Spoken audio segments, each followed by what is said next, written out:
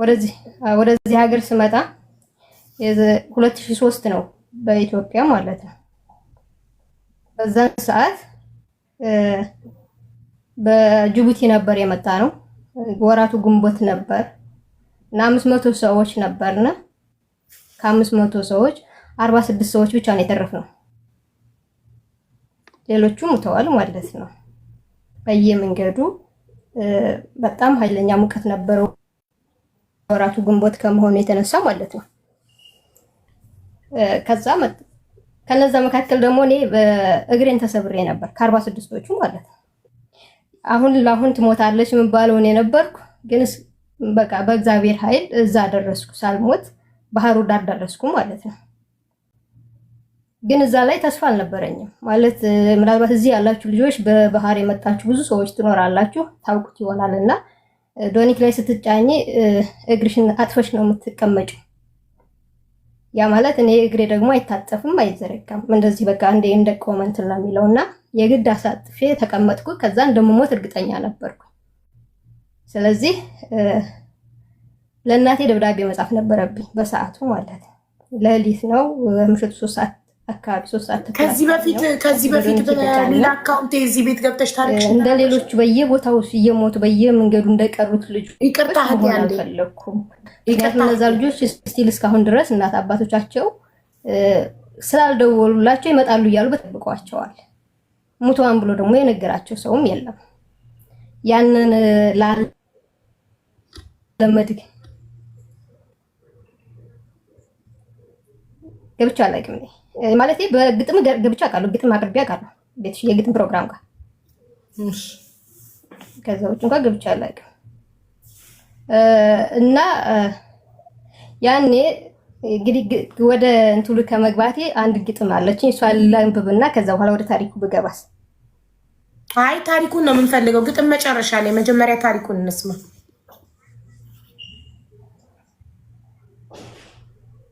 ጥሩ። አይ የታሪኩ መነሻ ነው ብዬ ስለማስብ ነው ግጥሙን ያልኩሽ። እሺ ደስ እንዳለሽ አንቺ ደስ እንዳለሽ። እሺ እና የታሪኩ መነሻ ስለሆነ ምናልባት ከዛ ብንጀምረው ብዬ ነው።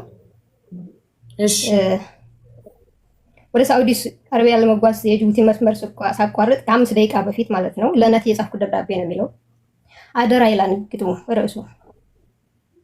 ክብርና ሀገሬን ጥዬ ተሰድቼ ቀረው በረሃ ላይ አቋራጭ አግኝቼ፣ አይዞሽ አትከፍ የምየማምዬ ታግዬ ነበር እውነት ላንቺ ብዬ፣ ላንቺ ቃል ላወረሽኝ ጽናት እማ ታግዬ ነበር እስከዚች ሰዓት። እናም ተሸነፍኩኝ ቃሌንም አጠፍኩኝ፣ ለማበል ወጀብ እኔን አስረከብኩኝ። በደህና ሁኚልኝ እናት ዓለም ክብሬ፣ በረሃ ላይ ሆኖ እኔስ መቃብሬ። ይህንን ሰቅቀን የሰማችሁ ሁሉ አደራ ብያለሁ፣ ሞቴን አትንገሩ። እማን የሚያኖራት እኔ ያውቀዋለሁ፣ አደራ አትንገሯት ሚስጥር ነው ብያለሁ። ካላስቻላችሁ ልትነግሯት ከሆነ ጊዜው ረሽሮት ሚስጥር ከባከነ፣ እንደዚህ በሉና ንገሯት አደራ። ደስተኛ እንድትሆን በእኔ እንድትኮራ፣ እጅግ አምሮባታል ዘመናዊ ሆናለች፣ ከፀሐይ 2 እጅ ደምቃ ታበራለች፣ የከዋክብትና ጨረቃን መስላለች። በባህር ንጉስ በሰው ሀገር ንጉስ ሹመት አግኝታለች፣ ባለብዙ ብዙ ዝናማ ትርፋማ ሆናለች። ሆኖም ግና የሚገርመው ነገር አንቺን እናቷን ሀገሯንም ሳይቀር ሁሉን ረስታለች። ለባዕድ ሀገር ነዋይ ራሷን ሽጣለች፣ የሰዎችን ሀገር ሀገሬ እያለች በደስታ ትኖራለች ብላችሁ ንገሯት። እናት ወረኞች ለጊዜው ቢከፋት እሷንና ሀገሬን የከዳው ቢመስላት፣ ልጄን ካማረባት ዝናን ካወረሳት፣ እንደው ግድ አይስጠኝ እኔ መረሳት ብላ ነው የምታልፈው። እማን አውቃታለሁ ሞቴን አትንገሯት እኔ ገላታለሁ ይላል። እና ይህ ደብዳቤ ጻፍኩትና በሻርፕ አስሬ ወገቤ ላይ አደረኩት ማለት ምክንያቱም አተርፋለሁ አላልኩም በእርግጠኝነት ማለት ነው። ስለዚህ ባህር ላይ ስትሞች ደግሞ አስከሬንሽ ይወጣል፣ በሆነ ታይም በባህር ኃይሎች ምናምን ይወጣል። ያኔ በላስቲክ ካሰርሹ ስለማይበሰብስ አድራሻሽ ምናምን እንደዚህ ይገኛል። እና ማስቀመጥ ነበረብኝ። በዚህ መልኩ ነበር ያስቀመጥኩት። ከዛ ግን እግዚአብሔር እንዴት ወይም ብሎኝውን ለምክንያት ይመስለኛል ሳልሞት ቀረው ወጣው እዛ ባህር ላይ ማለት ነው። እና እንደወጣነ ከባህሩ እንደወጣነ ሌላ መኪና መጣ። ከዛ አንስተው ደላላዎቹ ሆነ ቦታ ወሰዱ ማለት ነው። እኔ እንግዲህ ወደ ስደቱ ስመጣ እንደዚህ አይነት ፕሮሰስ ያለው መሆኑን አላውቅም። ዝም ብዬ ነው የመጣሁት። ፕሮሰሱ እንዴት እንደሆነ ምናምን አላውቀው። ከዛ በኋላ ደላሎች ያዙን፣ ትከፍላላችሁ፣ ብር ታውላላችሁ ምናምን ከሚባልበት ላይ አስገቡን ማለት ነው። ሀዊ የመጀመሪያው እንደገባ ጉዞ ከየት ወዴት ነበር ጉዟችሁ? ጉዟችሁ ከየት ወዴት ነበር? ወጣት አገር ቤት ያለ አይመስልሽም? ዳስ ተሰርቶ እንደዚህ ትልቅ ግቢ ላይ ተደርጎ የብቻ እንደዚህ ትደረደር ያለሽ ማለት ነው። ከዛ ብር እስከሚገባ የብቻሽ ትቀመጫለሽ። ብር የገባላችሁ በብቻ ተቀምጠዋል ማለት ነው። ከዛ መሀል እድልሽ ከሆነ አንዱ ተነስቶ እዛ ከሚያሳውሉት ይደፍራል፣ እዛው አደባባይ ላይ ማለት ነው።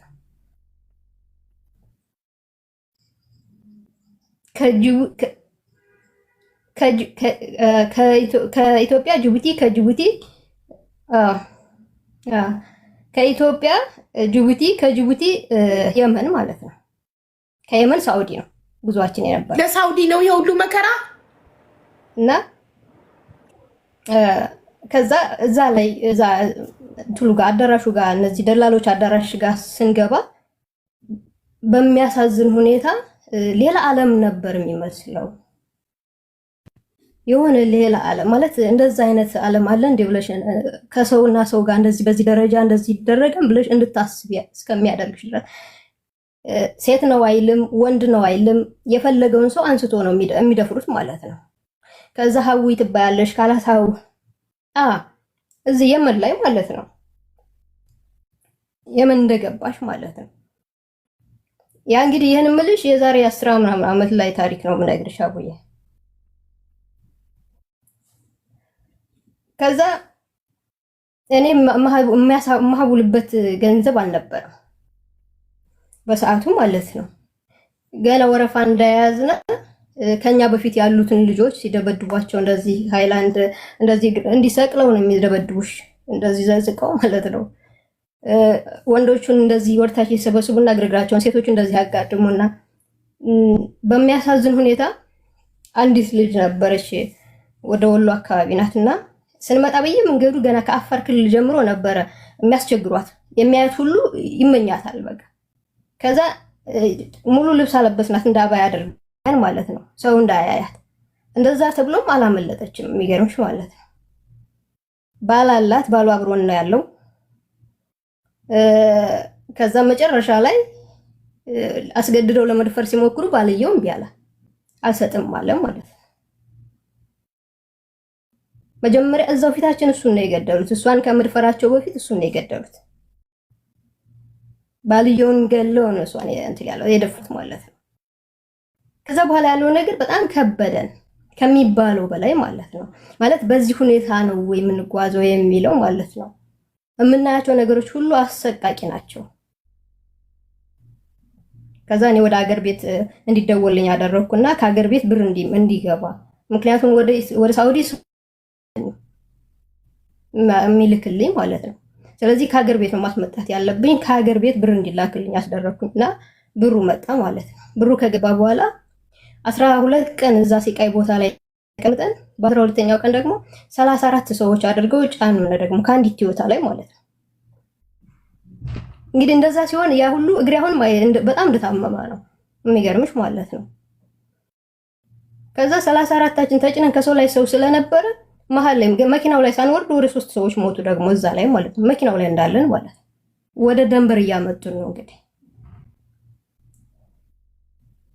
ከዛ በኋላ ደንበር ላይ ስንደርስ ደንበር ለመቁረጥ ስንዘጋጅ ብዙ ከ34 16 ሰዎች ብቻ ተረፍን ማለት ነው። ደንበር ስንጠጋ ማለት ነው። እንዴ 16ታችን ደግሞ ደንበር ቆረጥን። ሙሉ ሻይ ቅርታ ደንበሩን ቆርጠን ስንገባ ወደ ሳውዲ የመኔዎቹ ሀበሻ ሰጡን ማለት ነው። የመኔዎች ነበሩ ብር ያስቆረጡን። ከዛ ሀበሻ ተቀበለን ማለት ነው። እኛ ሀበሻ አገኘን ብለን ተደስተን ከነዛ ደግሞ በብር ገዝተውናል። አናውቅም እንደዛ መሆኑ። ከዛ ከገባን በኋላ 4 ሺህ ሪያል ገዝተናችኋን ተባልን ማለት ነው። 4 ሺህ ሪያሉን ካልከፈ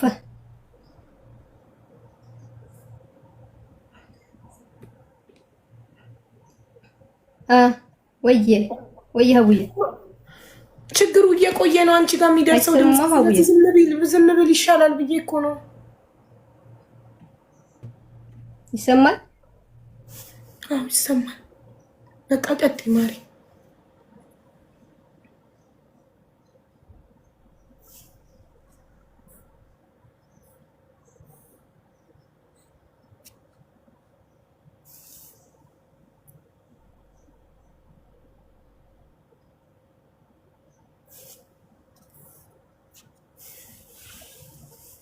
ወይኔ ቀጥይ እህቴ፣ እየሰማንሽ ነው። በሳውዲ ይህን ሁሉ መከራ እያያችሁ ነው የምትመላለሱት። ታዲያ መደፈር እያለ ለምንድን ነው ሴቶች በሳውዲ በባህር የሚሄዱት? እንደዚህ እንደ ሊቢያ ስቃይ ካለው ለምን በፕሌን መሄድ እየቻሉ? እሺ ከተሰማ እሺ። እና ከዛ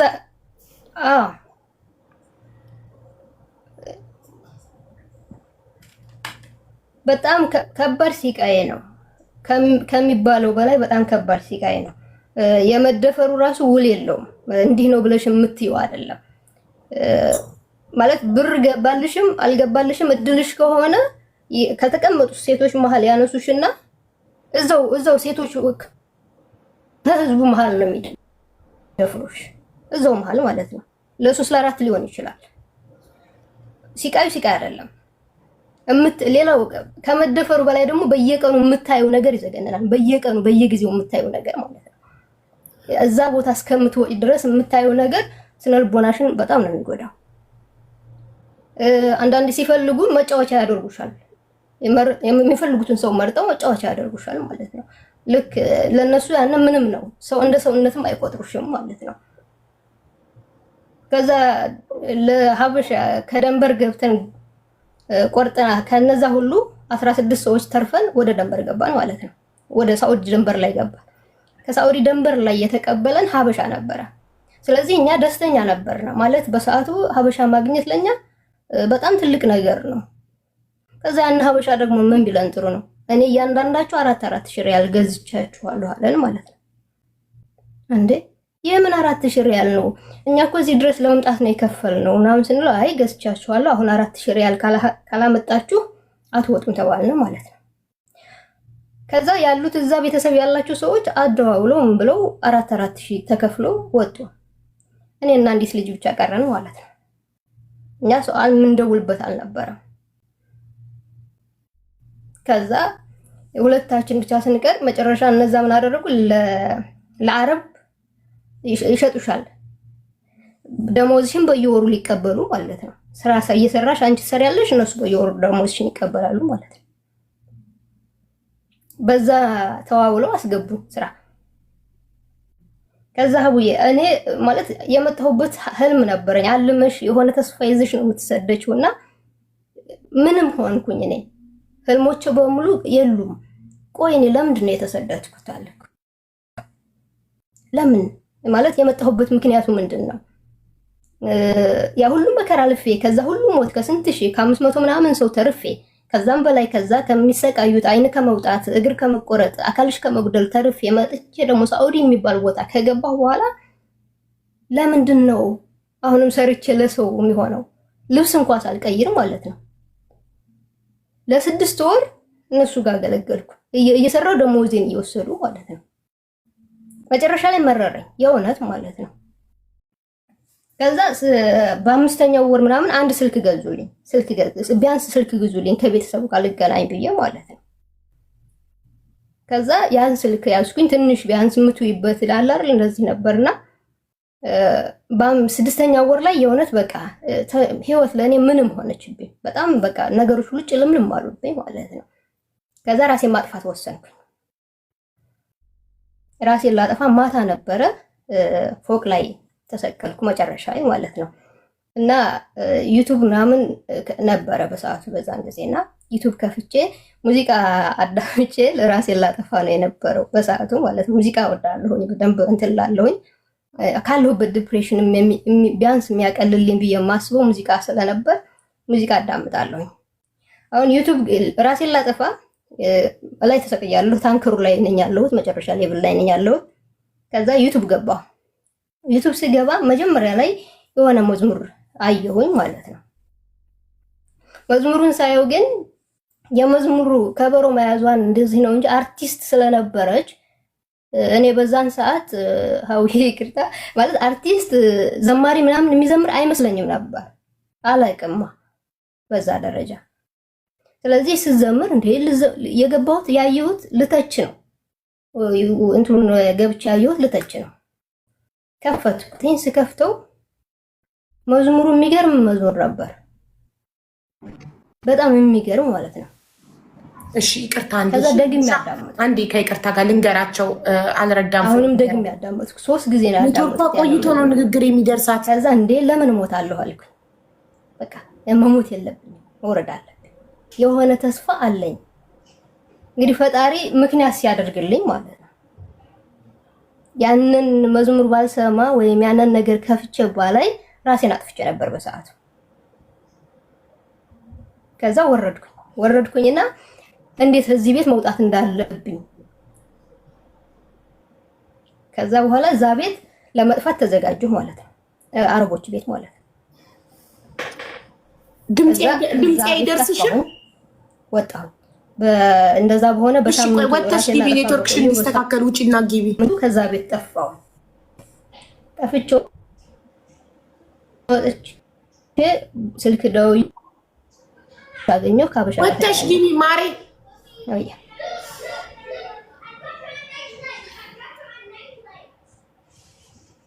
ሙሉሻ እሺ፣ ኮሜንት ላይ ሙላችሁም ጻፉ። ካንዴ ወጣ ትግባ ኔትወርክ እንዲስተካከል። እሺ ሀውዬ ከዛ እዛ ፎቅ ላይ ወረድኩኝ። መሞቴን ተውኩኝ። ሞቴን ሰርሬ በዛ ምክንያት ወረድኩኝ። ከዛ ለሳምንት ያክል እንዴት መጥፋት እንዳለብኝ ሳስብ ከረምኩ። ከዛ ቤት እንዴት መውጣት እንዳለብኝ ማለት ነው። ከዛ እዛ ቤት ወጣ ጠፋሁ። ከነዛ ሰዎች አመለጥኩ ማለት ነው። ከደላላዎቹ እጅ አመለጥኩኝ። ከዛ ከነሱ ካመለጥኩ በኋላ ቀጥታ ወደ ሌሎች ሰዎች የኛ አካባቢ ሰዎች አገኘሁ። ወደ እነሱ ተጠጋሁኝ። ከዛ በኋላ ወደ ስራ ሄድኩኝ ማለት ነው። ስራ ሄድኩኝ። እግዚአብሔር ይመስገን መስራት ጀመርኩኝ። ስራዬን እየሰራሁኝ አሁን ቢያንስ ሰርቼ ገንዘብ ማግኘት ችያለሁ። ገንዘብ መያዝ ጀመርኩኝ ማለት ነው። ቢያንስ የተሰደድኩበትን አላማዬን መያዝ ጀመርኩ። እየሰራሁ ነው። ነፃነት ቢያንስ ከዛኛው እስር ቤት እዚህኛው መጥቻለሁ። ከዚህ በኋላ ሌላ ፈተና ማለት ስለምጽፍ በየሰዓቱ እጽፋለሁ። በትርፍ ሰዓቴ እጽፋለሁ ባለኝ ሰዓት። ከዛ ደግሞ መዳሞቹ ደግሞ አይፈልጉም። አንቺ ልትጽፊ አይደለም የመጣሽው ልትሰሪ ነው እንጂ አይሆንም ይላሉ ማለት ነው። ይቀዱብኛል። ደብተር ላይ ነበር ስጽፍ የነበረ ያኔ ይቀዱታል ደብተሩን ማለት ነው። የእውነት ምርር አለኝ ማለት የጽሁፉ አንዱ የልጅነት ህልሜ ነው። ከልጅነት ጀምሬ የጀመርኩት ነው። ከ7 ዓመት ጀምሬ የጀመርኩት ነው እና ልትተዩ ብትይ አይተውሽም ውስጥሽ ላይ ስላለው ማለት ነው። የስደቱ ደግሞ ያው የተሰደድኩበት ምክንያት አለኝ። ድህነት ላይ ያሰደተኝ፣ ድህነትን ለማሸነፍ ነው የተሰደድኩት። ስለዚህ ሁለቱን እንዴት አድርጌ ነው ማች አድርጌ ልሄድ የምችለው? ባለሁበት ሁኔታ ሆኜ እንዴት ነው ማች ማደርጋቸው እኩል አድርጌ ልሄድ የምችለው የሚለውን ማሰብ ጀመርኩኝ። ከዛ በኋላ መዳም ቤት ስሄድ መናገር ጀመርኩ ማለት ነው። እኔ እጽፋለሁ፣ ጸሐፊ ነኝ። የእናንተን ሰዓት አልነካባችሁም። የራሴን የእንቅልፍ ሰዓት ብቻ ነው የእንቅልፌን ሰዓት ተጠቅሜ እጽፋለሁ። ይህንን የምትፈቅዱልኝ ከሆነ ነው ስራ የምጀምረው ስላቸው፣ አንዳንዶቹ እሺ አይሉም። አንዳንዶቹ እሺ ሲሉ እሺ በሚሉ ሰዎች እየተስማማሁ ወደ ስራ ገባሁኝ። አዊ ህልሜ ነበር ማለት መጽሐፍ የልጅነት ህልሜ ነውና 2010 ላይ በኢትዮጵያ አቆጣጠር የመጀመሪያውን መጽሐፌን አሳተምኩኝ። የግጥም መድብል ማለት ነው። ስደተኛ ስንኞች የሚል የግጥም መድብል ማለት ነው። በዚህ መካከል ላይ ፕሮግራም አጀስት አደርጋለሁ። ከዚህ እስከዚህ እንደዚህ ማድረግ አለብኝ፣ ከዚህ እስከዚህ እንደዚህ ማድረግ አለብኝ ብዬ ፕሮግራም እቅዶች አወጣለሁ ማለት ነው። በነዛ እቅዶች ነው የምጓዘው። ከፈጣሪ በታች ባለኝ ነገር በነዛ እቅዶች እጓዛለሁ ማለት ነው። 2010 ላይ ስደተኛ ስንኞች የተሰኘ የግጥም መድብል አሳተምኩኝ ማለት ነው። ሳሳትም ልጅ ሁኜ ምን አስብ ነበር መሰለሽ የሆነ ወላጅ አልባ ህፃናቶችን ማገዝ እንደዚህ የሆነ ውስጥ እንትን የምልበት ነበርና ለምን መጽሐፉን ለሆነ በጎ አድራጎት ነገር ለምን አላውለውም? የሆነ ነገር የህልሜ ስለሆነ ከነዛ መካከል ይሄን ማድረግ ከቻልኩ ከዛ ሁሉ ነገር ወጥቼ ከዛ ሁሉ መንገድ ተርፌ ከዛ ሁሉ ሞቶች አምልጬ እዚህ ከደረስኩኝ ይሄንን ማድረግ አለብኝ ብዬ ለራሴ ነገርኩትና ያንን መጽሐፍ ሙሉ ገቢውን ለጌርጊስኖን የአእምሮ ህሙማን ማዕከል አዋልኩት ማለት ነው። ከዛ 2013 ላይ ደግሞ ከራሽሽት የተሰኘ መጽሐፍ ከጓደኛዬ ጋር በጋራ ጻፍን። እሷ የምትኖረው ቤሩት ነው፣ እኔ ደግሞ ሳውዲ ነው። ሁለታችንም እንጽፍ ስለነበር በጋራ ሁለታችንም አንድ መጽሐፍ ጻፍን ማለት ነው። ያንን መጽሐፍ ደግሞ አሁንም ሁለታችን ተወያየንና ማለት መጽሐፍ ከመሸጥ አልፎ እኛ ኢትዮጵያ ላይ መጽሐፍ ለመሸጥ ብዙ እንትሎች አሉትና እስኪ ሌላ ነገር መስራት ይችላል፣ ሌሎች ማስለመድ እንችላለን እና እስኪ ለበስተን ያንንም ልብ ህሙማን ማዕከል በሰዓቱ የዛኔ የልብ ህሙማን ማዕከል ሳፖርቲንግ ይጠይቅ ስለነበር እኛስ መደርጋለን በሚለው ያንን መጽሐፍ ለዛዋል ነው ማለት ነው። ከዛ እኔ 2013 ወደ ሀገሬ የመግባት እቅድ ነው የነበረኝ በኢትዮጵያ ማለት ነው። ወደ ሀገሬ ስገባ ግን የሆኑ ነገሮችን አመቻችቼ ነው መግባት የነበረብኝ። እያመቻቸው ነበር። ቤት ምናምን መስራት ነበረብኝ። እንዲሁም ደግሞ እዛ እኔ የገጠር ልጅ ነኝ። ግብርና ላይ መሰማራት ፈልግ ስለነበር የግብርና ፕሮጀክቶች ነበሩኝ። አትክልት ምናምን ያለበት ሽንኩርት ምናምን የሚመረትበት ያንን ሁሉ አዘጋጅቻለሁ እኔ በዛ በመጣሁበት እንትን ላይ ማለት ነው። ወንድሞቼም ከትምህርት ውጭ በዛ መስክ ነው የሚሰማሩት። በዛ መስክ ላይ እየሰሩ ነው የነበረውና 2013 ግን ገብቼ የራሴን ፊልም እጽፋለሁ። በዚህ አጋጣሚ ፊልም ጽፍ ስለነበር የራሴን ፊልም በራሴ መጻፍ ፈልግ በራሴ ፕሮዳክሽን መስራት ፈልግ ነበር። አውይ ከዛ ያንን ፊልም በራሴ ፕሮዳክሽን ለመስራት ስለማስብ አንዳንድ እቃዎች ትንሽ እያደረኩ የፕሮዳክሽን እቃ ማስገባሁ ማለት ነው። እጽፋለሁ። የምፈልጋቸውን ነገሮች እያመቻቸው ነው። የምሰራቸውን ነገሮች ማለት የት ላይ ማዋል እንዳለብኝ ፕሮግራም አውጥቻለሁ። በዛ መንገድ ነው እየተጓዝኩ ያለሁት። ከዛ 2013 ለመግባት ስሞክር የሰሜኑ ጦርነት ተነሳ ማለት ነው። እኔ እዛ መካከል ላይ ስለነበርኩኝ አይ በቃ ትንሽ ይቆይ ትንሽ አሳልፌ ልሄድ በሚለው ቆየሁኝ ማለት ነው። ስቆይ ግን አሁንም ቀጠለ። አይ እንደዛ ከሆነ መሄድ አለብኝ የፕሮግራሚ መቋረጥ የለበትም በሚለው 2015 ላይ ለመግባት ተነሳሁ ማለት ነው። ወረቀት አወጣች ከዚህ ለመሄድ ጥቅምት 23 እንዳለ በሙሉ እዛ ቤት የለም፣ ፕሮጀክት የለም፣ የላኩት ፕሮዳክሽን እቃ የለም፣ ሁሉም ነገር ነደደ ማለት ተቃጠለ ማለት ነው። በዚህ ምክንያት ማለት ነው ባንጋላት ህይወትን እንደገና ከዜሮ መጀመር ማለት ነው። እንግዲህ 19 ማለት ነው ምናምን አመት ለፍተሽ ያገነባሽውን ነገር በሙሉ ዜሮ ሲሆን ማለት ነው። ከዛ በኋላ በልተሽ ለማደር ራሱ መቸገር ማለት ነው። ያን ብቻ አይደለም የሰው ህይወትም ጭምር ነው ያሳጣንና ከዛ በኋላ እንደ አዲስ ምን ማድረግ ማለት በዛን ሰዓት ምን ማድረግ አለብኝ ነው። እንዴት ነው አሁን ከዚህ ነገር እንዴት ነው ልወጣ የምችለው? ህልሜ በቃ ታዩ የህልም ነገር ግን አሁን ቤተሰቦቼን ከዛ ነገር ቤት አላቸው፣ የሚበሉት የላቸውም፣ የሚለብሱት የላቸውም፣ ለጊዜው እንኳን የሚጠለሉበት የላቸውም። ከዛ ነገር መታደግ የምችለው በምን መልኩ ነው?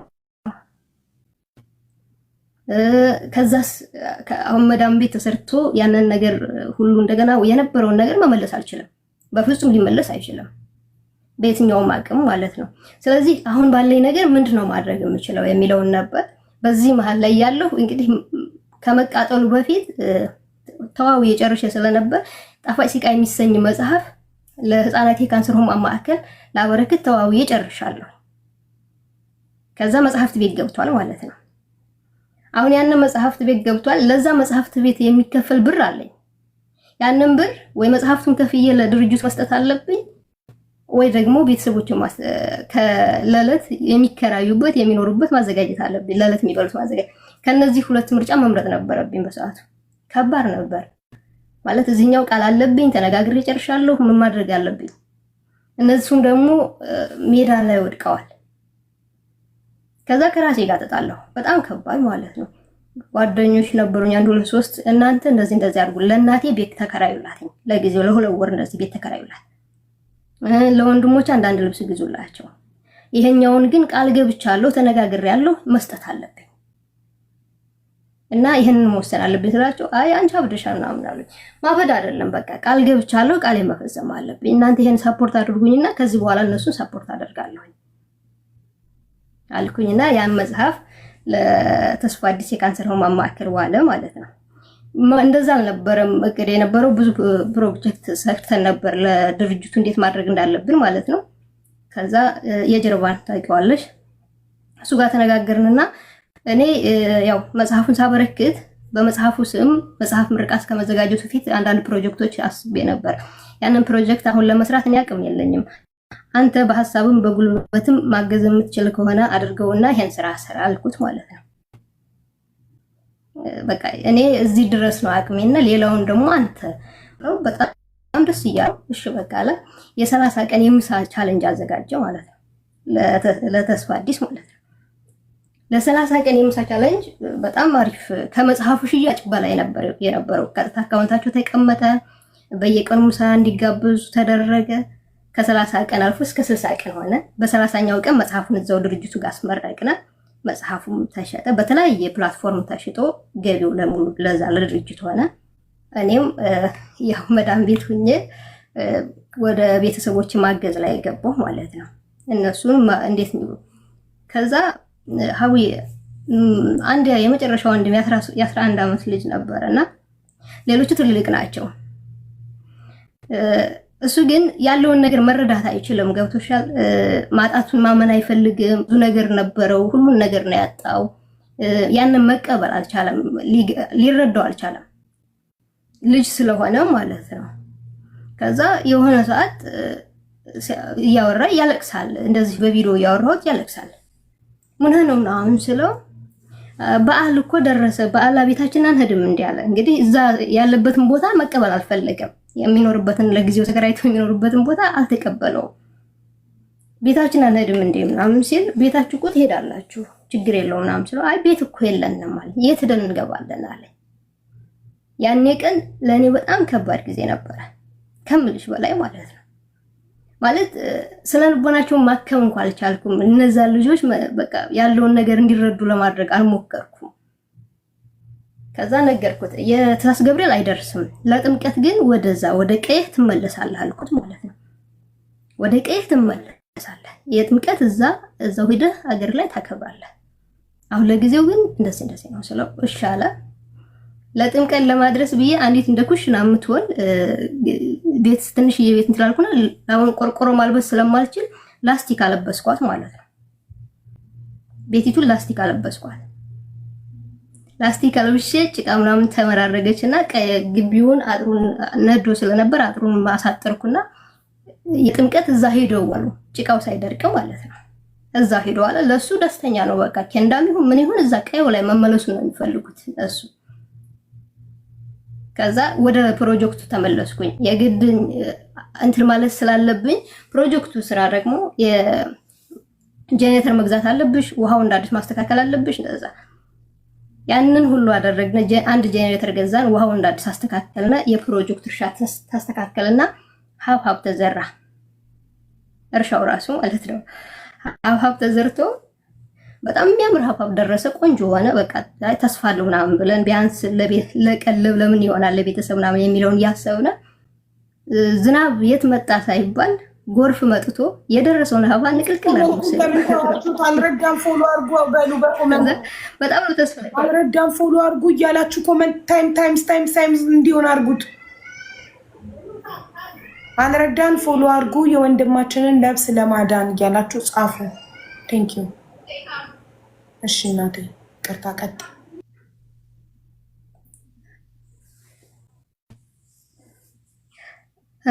ከዛ በቃ ተስፋ አላር ተስፋ የሚባለውን ነገር ታጫለሽ።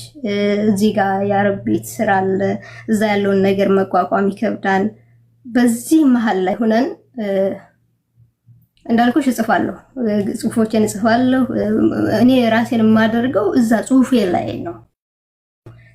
ውስጤን የማወጣው በምጽፈው መንገድ ላይ ነውና የፊልም ስክሪፕቱ ደግሞ መጻፍ ነበረበት፣ ማስተካከል ነበረበት። እንደዚህ የተለያዩ ግጥሞችን እጽፋለሁ፣ አስቀምጣለሁ። ከዛ ምንድን ነው ለራሴ በቃ ይሄን ነገር ታልፊዋለሽ፣ ይቻላል፣ ህልምሽንም መኖር ትችያለሽ። እንደገና ደግሞ ይሄን የመጣውን ነገር ደግሞ እንደ ሀገር ነው የመጣብሽ፣ እንደ ሀገር ታልፊዋለሽ።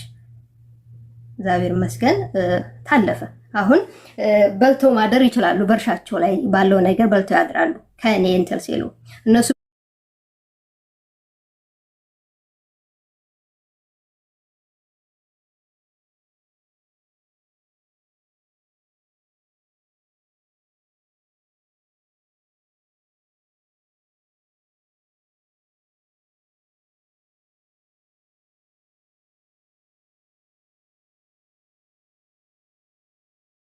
እንዳለብኝ ለራሴ እንትን አልኩናል። የዚህ ዓመት እቅድ ያደረኩት ማለት ነው የ2018 ፊልም መስራት አለብኝ ከመጽሐፉ ባሻገር ማለት ነውና አሁን ፊልሜ መንገድ ላይ ነው። ሀውዬ ቀረጻ ለመቅረጽ እየተዘጋጀው ነው። ካስቲንጎች አልቀዋል።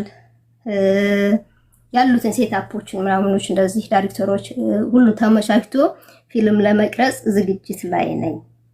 ያለው ነገር ከብዙ ማለት ሰዓትሽን እንደልወስድ ስላልፈለኩ ሜን ፖይንት ያስፈልጋል የምለው ለምንድን ነው አሁን ይሄን ያልኩበት ምክንያት በተለያየ ቦታ ላይ ተሰድተን የምንመጣበት መንገድ አለ፣ አስከፊ ነው።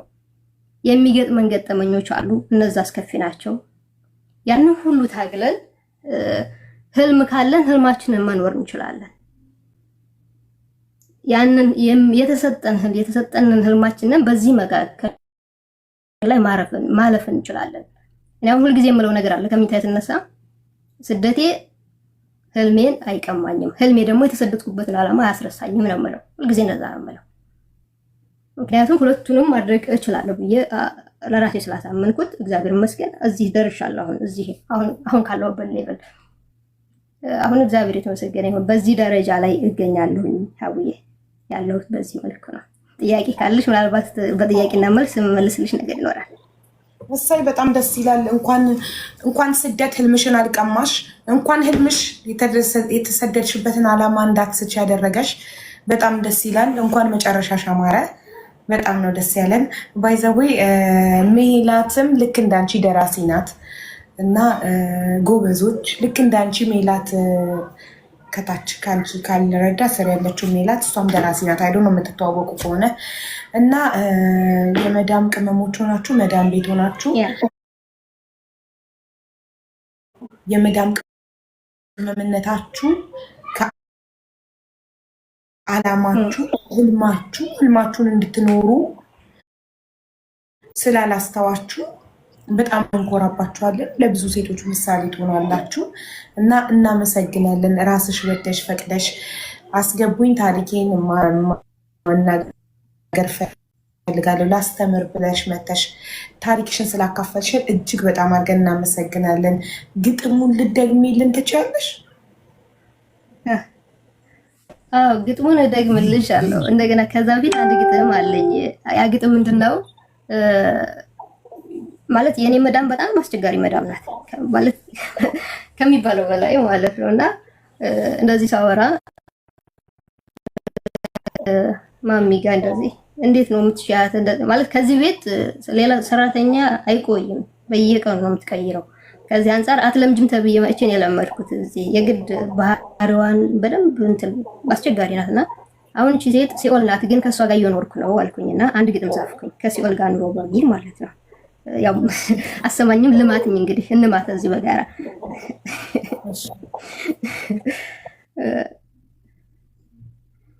እሺ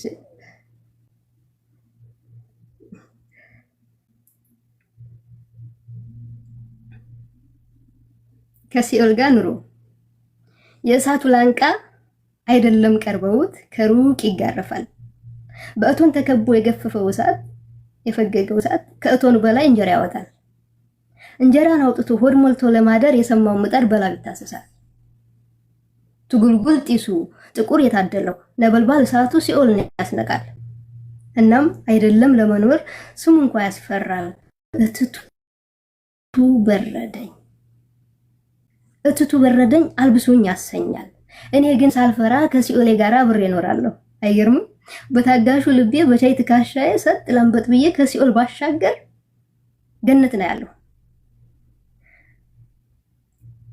በሩቁ ባየሁት በነገው ተስፋዬ ከሲኦል ላይ ቆሜ የገነት ማዕዛን ከልብ አሸታለሁ።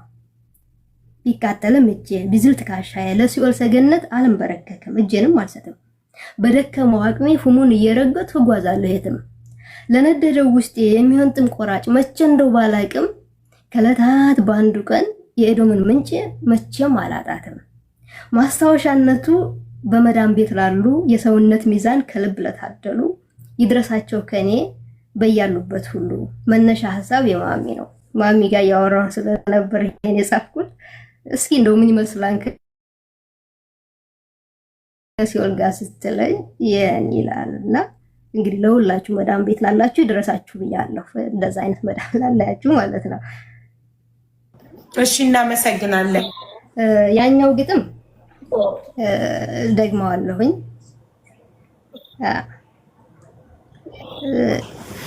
አደራ ይላል። ክብርና ሀገሬን ጥዬ ተሰድቼ ቀረው በረሃ ላይ አቋራጭ አግኝቼ። አይዞሽ አትከፊ እምዬ ማምዬ ታግዬ ነበር እውነት ላንቺ ብዬ።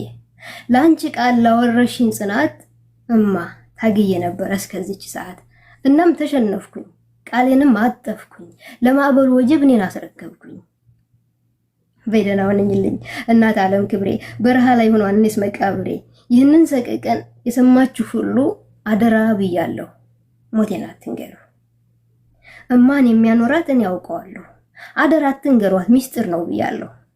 ካላስቻላችሁ ልትነግሯት ከሆነ ጊዜው ወረሽሮት ሚስጥር ከባከነ እንደዚህ በሉና ንገሯት አደራ ደስተኛ እንድትሆን በእኔ ልትኮራ።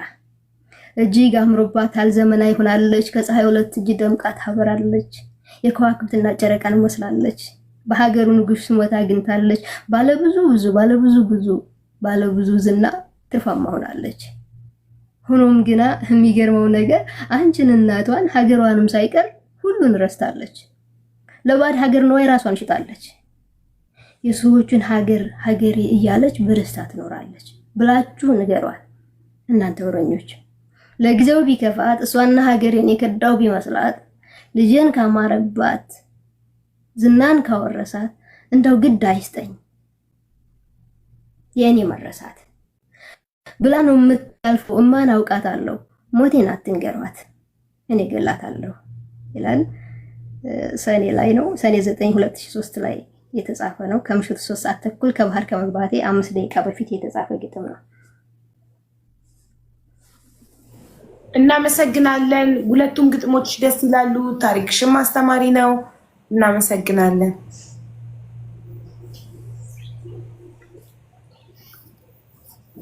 እንትን አለች ጋይስ ሚሊ የትናንትናውን ታሪክ ጀምራለሁ። ያው